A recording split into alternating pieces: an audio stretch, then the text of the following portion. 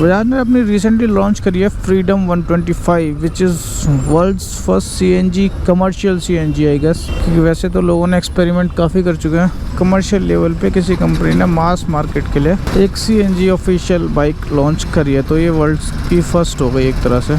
सो लोगों ने तारीफ़ें तो काफ़ी कर दी हैं, माइलेज भी काफ़ी अच्छा बताया जा रहा है। अपाची की क्या हालत कर रखी है, स्ट्रेट पाइप।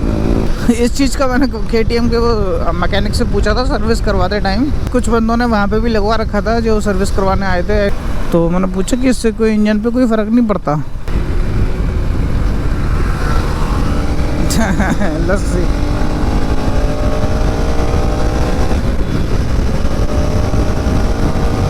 मैंने जानबूझ के कम कर ली थी बाइक, तो उसकी टोटल 2 kg की CNG सिलेंडर है और 2 kg का मतलब है अराउंड 14 लीटर के समथिंग, 14.5 अराउंड 14.5 लीटर।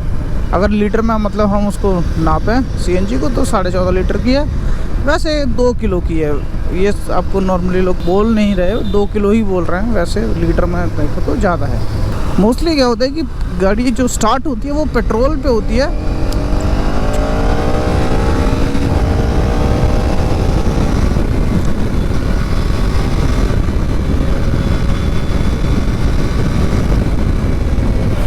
लेकिन इस बाइक में ऐसा सीन नहीं है। ये बाइक पेट्रोल से भी स्टार्ट हो सकती है और CNG से भी। सो बाकी मोस्टली सारी प्राइसिंग 3 वेरिएंट्स ये सारी चीज़ें सारे लोगों ने कवर कर दी हैं। तो डिज़ाइन वाइज मेरा ओपिनियन है कि ऑन एन एवरेज स्प्लेंडर वगैरह टाइप होती है, इसी टाइप की बाइक है। ये थोड़ी अलग दिखेगी, थोड़ी नहीं काफ़ी अलग दिखेगी मेरे हिसाब से। वो सबका अपना सब्जेक्टिव है कि डिज़ाइन किसको पसंद आते है किसको नहीं। बाकी मेरे को ठीक ठाक लगी अपना। अगर आप माइलेज भी देखना चाह रहे हो तो बाइक कॉम्प्रोमाइज़ तो डिज़ाइन से थोड़ा करना ही पड़ेगा, सीधी सी बात है। बाकी रही इंजन रिलायबिलिटी की बात और किस तरह से इंजन डेवलप किया, तो इंजन ये पूरा नया बनाया है बजाज ने। ऐसा कुछ नहीं है कि पुराना कोई इंजन उठा के मॉडिफिकेशन किया है या ट्यूनिंग करी है, कुछ भी नहीं है। पूरा अलग पूरा स्क्रैच से इंजन बनाया है, जो कि क्योंकि CNG ड्राई होती है चलने में, मतलब ज़्यादा हीट प्रोड्यूस करती है CNG और ड्राई भी चलती है, तो उस हिसाब से वो इंजन की पिस्टन वगैरह सब डिज़ाइन करी गई हैं बिल्कुल स्क्रैच से। तो रिलायबिलिटी के मामले में इशू नहीं होना चाहिए आई थिंक। बट बजाज का आप लोगों को पता ही है कैसी क्वालिटी होती है। तो ये सब अराउंड द बुशेस नहीं करते, ये सारी चीज़ें चूतियापंथी कवर हो चुकी है। मेन बात करते हैं सेफ्टी का। वो लोग के बहुत मीम बन रही हैं फेसबुक इंस्टाग्राम पे कि आपके आंट जल जाएंगे, आंट फूक जाएंगे, ब्लास्ट हो जाएगा, ये वो पता नहीं क्या क्या। तो let me tell you one thing, safety को लेके कोई इशू नहीं आई थिंक इस बजाज बाइक को लेके फ्रीडम को, क्योंकि जितने भी कारों में मोस्टली चांसेस हुए हैं फायर के या फिर जैसे भी, वो CNG के कारण नहीं हुए, ना CNG सिलेंडर फटने के कारण। वो एक्सट्रीम हीट या कुछ भी अलग केस हुआ है, CNG का मेन कारण नहीं था। और कई बार ऐसा हुआ है कि पूरी गाड़ी जल जाती है और सिलेंडर नहीं फटता, सिलेंडर इंटैक्ट बच जाता है। तो इस तरह से इतनी अनसेफ नहीं है। वरना दिल्ली NCR में 50% तो मैं पक्का बोलूँगा, 50% गाड़ियाँ CNG घूम रही हैं दिल्ली में। अच्छी बात रही हीट की, क्योंकि सिलेंडर उसका दे रखा है सीट के नीचे और उसके नीचे क्या है इंजन।